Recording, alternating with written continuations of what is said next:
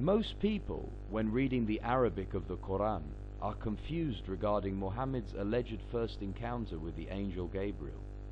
Did Gabriel instruct Muhammad to read or to recite, and what are the differences, if any, between the two words? The Oxford Dictionary makes a very important distinction between reading and reciting. Read is to look at and comprehend the meaning of written or printed matter by mentally interpreting the characters or symbols of which it is composed. Recite, on the other hand, is to repeat aloud or declaim a poem or a passage from memory before an audience. In the Arabic language also there are two distinct words describing the two actions of reading and reciting. Iqra means to read, that is to read from a document or from writings. Yatlu, on the other hand, means to recite, that is to declaim words from memory. Iqra is actually the first word of the first verse ayah of the first chapter surah of the Quran, but for ungodly reasons, during the compilation of the Quran, it was relegated to the 96th surah instead. Surah Al-Alaq 96.1. Read in the name of thy Lord and Cherisher, who created man out of a mere clot of blood. In Arabic, اقرأ باسم ربك الذي خلق الإنسان من علق. Bukhari Hadith 1.3. Suddenly the truth descended upon him, Muhammad, when he was in the cave of Hira. The angel came to him and asked him to read, Iqra. The Prophet replied, I do not know how to read. The Prophet added, the angel caught me forcefully and pressed me so hard that I could not bear it any more. He then released me and again asked me to read, and I replied, I do not know how to read. Thereupon he caught me again and pressed me a second time, till I could not bear it any more. He then released me and again asked me to read, but I replied, I do not know how to read. Thereupon he caught me for the third time and pressed me, and then released me and said, read, Iqra in the name of your Lord who has created man from a clot. This version of the alleged story of Revelation produces two extremely contentious and important question marks that have to be pointed out that require some logical answers.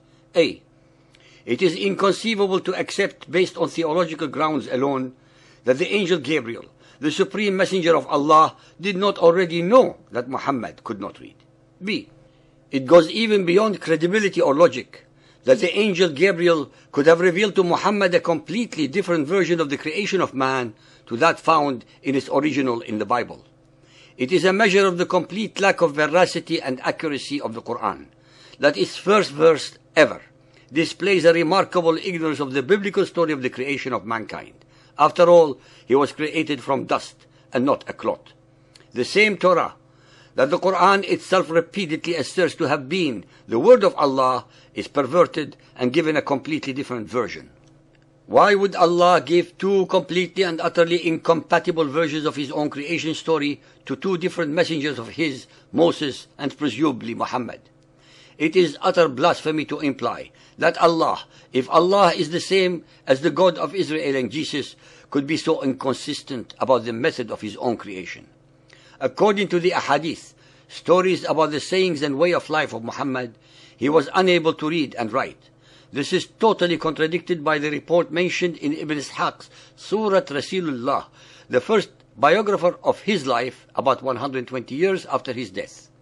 In this very first and original version of the alleged encounter between Muhammad and the angel Gabriel, the angel actually produced a coverlet of brocade whereupon was some writing.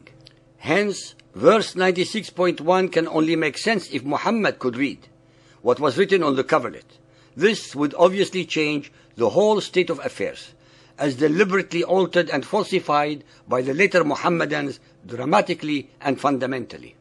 Our listeners should be aware that since Ibn Ishaq was both an Arab and a Muhammadan Muslim and was historically the nearest to the sources of information, his report should have obviously greater reliability than the ones that were mass-produced much later. He cannot be accused of fabrication as a foreigner or as an enemy of Muhammadan Islam. When Gabriel ordered him to read, Muhammad asked him correctly and sensibly, what shall I read? Since the coverlet had writings on it, as Muhammad himself asserts, then it is obvious and totally rational to assume that Gabriel wanted him to read the writing on the coverlet. Why else would Muhammad on 3 consecutive occasions reply by asking Gabriel, what shall I read? The astoundingly simple conclusion based upon Muhammad's answer alone by asking Gabriel, with what shall I read, instead of the altered version of I cannot read, asserts the fact that he could read. In the altered version of the story, the answer I cannot read is totally meaningless, implying the utter stupidity and ignorance of Gabriel regarding Muhammad's ability to read or not. Our listeners should be aware that for doctrinal and theological reasons, the later followers of Muhammad had done their best to obfuscate and confuse their followers and others as to the real meaning of the words depicting to read and to recite. This is confirmed in the altered and corrupted text of Bukhari Hadith 1.3 and 9.111. Hence, in our analysis and investigation to discover the facts, we must address the meanings of both words individually and thoroughly, even if we have to repeat certain ideas more than once. Version A1. Let us assume to start with that Bukhari's version of events is the factual one, and that Iqra does mean read. That is, to read from the words from a document or writings.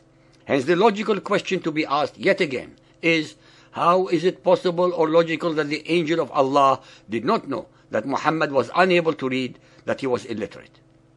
Moreover, according to the above version of the event, the hadith does not mention any item or document that was displayed by Gabriel for Muhammad to read from.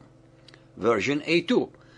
Now we take Bukhari's version and assume that Iqra means recite, that is, to repeat from memory. In this manner also, Muhammad's answer, I cannot read, or in this instance, I cannot recite, makes absolutely no sense, since Gabriel had not yet informed Muhammad of the Quranic verses to recite, and Muhammad was obviously at a loss as to what he was supposed to recite, and hence Muhammad should have replied, what should I recite? Once more, we have to come to the unavoidable conclusion that Gabriel, Allah's messenger, was yet again being depicted as ignorant and clueless. Version B1. Now let us investigate in the same manner Ibn Ishaq's original version of the events, and that Iqra means to read to start with. When Gabriel ordered him to read Iqra, implying the writing on the coverlet, Muhammad asked him correctly and sensibly, what shall I read? Because maybe he was not so sure. In this case, Gabriel obviously and correctly knew that Muhammad could read. Version B2.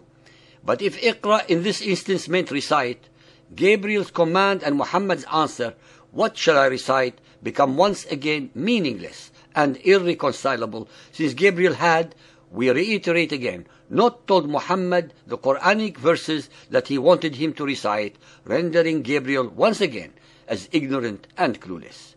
We have now covered all the possible versions of the event, resulting in only one version that can possibly make any sense whatsoever, which is version B1, Ibn Ishaq's original, wherein Iqra means to read the writings from the coverlet. What is most important in all of the above analysis and investigation is the fact that the original story was given by Ibn Ishaq, who was after all the first and nearest writer to the events that transpired during the life of Muhammad, had been materially, linguistically and grammatically deliberately altered and tampered with to suit the subsequent theological arguments to fit the dogma of the divine source of the Quran. Hence Gabriel's request was correct, since actually Muhammad was able to read.